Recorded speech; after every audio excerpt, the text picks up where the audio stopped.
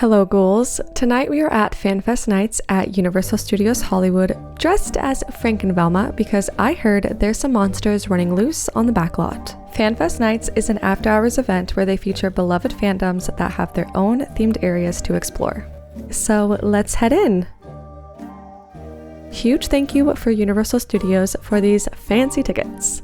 I immediately spotted the craziest horror and Hello Kitty crossover in this adorable store. I will say, Chucky and Hello Kitty work really well together and even had me debating if I needed to pick up some merch. If I grabbed anything from this chaotic crossover, it would be this plush headband. Speaking of merch, they had plenty to go along with the Scooby-Doo and Universal Monsters area. I thought you ghouls would really appreciate these monster plushies with their familiar friends. They're all precious, but I loved how much I matched Frankenstein's monster.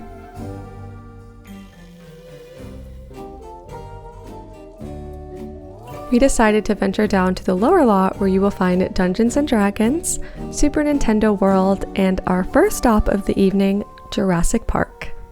And as silly of a wish it may be, I think we would all love to visit Jurassic Park.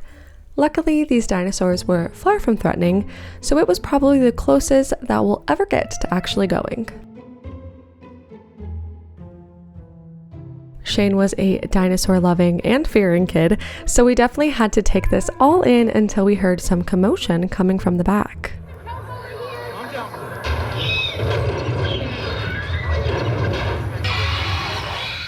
I take back what I said about these dinosaurs not being threatening, but I must admit they were far enough for me that I still found them cute, and it looks like everyone was mostly unharmed besides a couple of tail whips. I kinda hope that they leave this area here at some point. It would really elevate this section of the park. Now let's jump into this warp pipe that takes us straight into Nintendo World. This area really highlights why theme parks are so magical because it looks exactly like stepping into a Mario game. Shane and I are big Nintendo fans, and it was his first time here, so we took it all in and decided to eat at the Toadstool Cafe. And if you're wondering how this place could be spooky, the windows go from happy and sunny to scary and stormy and scare the poor toads. And who could deny a Mario and Friends themed menu? Okay, I got the Superstar Lemon Squash, and we're gonna give it a nice big sip. I don't really taste the honey, but very refreshing. Sorry, there's boba in my mouth. The little stars are so cute. Oh, he's a little chef. I have received my Mario burger. Check out his little stash, little hat. Oh, so freaking cute. Okay, so I'm gonna take a big ol' bite. Bacon mushroom burger. For a theme park burger, delicious. Actually juicy, flavorful mushrooms, cheesy, bacony. I'm gonna eat a little fry. Delicious.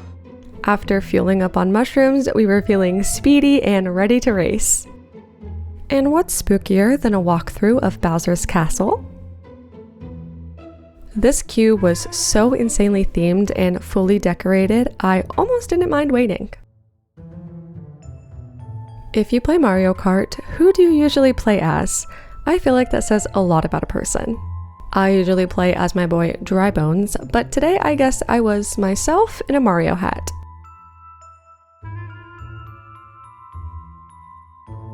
This ride was really cute.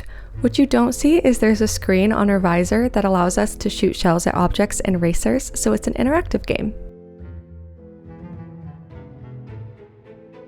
Now it was time to head to our last themed area in the lower lot, the D&D area.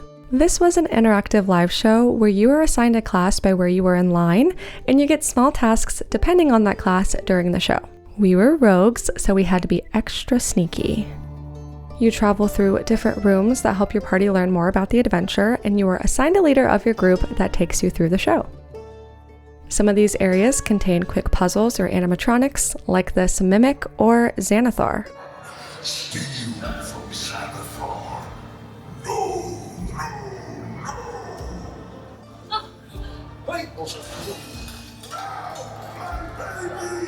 I hope this video does him justice, but this beholder was massive and worth doing the show just to see him. And of course, we saved the day. As it got later in the night, it was time for our main event, Scooby-Doo Mystery on the Backlot featuring the Universal Monsters. You receive a booklet with clues and suspects if you want to participate in solving the mystery. We got distracted by all the cute monsters and didn't end up solving anything this night. The creature! Frankenstein's monster! But we still had the time of our lives meeting the monsters and the Scooby Gang.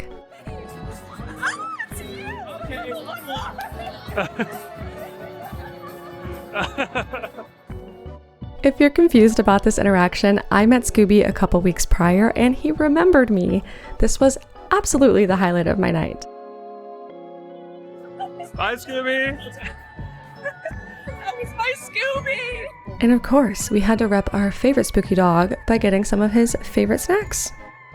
The packaging was perfect, but the cookies themselves were delicious and soft and tasted like ginger snaps. They also had the iconic Shaggy sandwich. This experience was extra special because this part of the backlot is where the Universal Monster movies were actually filmed. Fabulous. Thank you. I think the magic of this event is running into the Mystery Gang and the Universal Monsters, or sometimes both at the same time. Hello, Franken-Velma. Yes! You got so tall. I got so tall. They must have given birth on somebody else's legs. Oh, and they have tattoos on it. That's great. Franken-Velma. They gave her somebody else's legs. Are you? You keep up the good work. Bye, friend. Bye, friend. Daphne, of course, was with the wardrobe department, and we got to witness her trying to give Frankenstein's bride a glow-up. Which, of course, was unnecessary because she's perfect just the way she is, but the girls were definitely having fun. Watching the two spooky worlds collide was so precious, and we loved to stop and watch their mini shows. Yep, right there. Yeah. I can go along that way. Maybe Shaggy didn't want the monster around, but I sure did, and I got to show him our matching shoes, and I think he approved. Maybe Frank didn't learn that it's not nice to send others away, but it sent the Wolfman straight to his biggest fan. Look, we found someone enjoying your pack. Yeah. Mixed in with the sweet interactions, the monsters also had choreographed shows in different areas where you could get barricade for your favorite classic creature.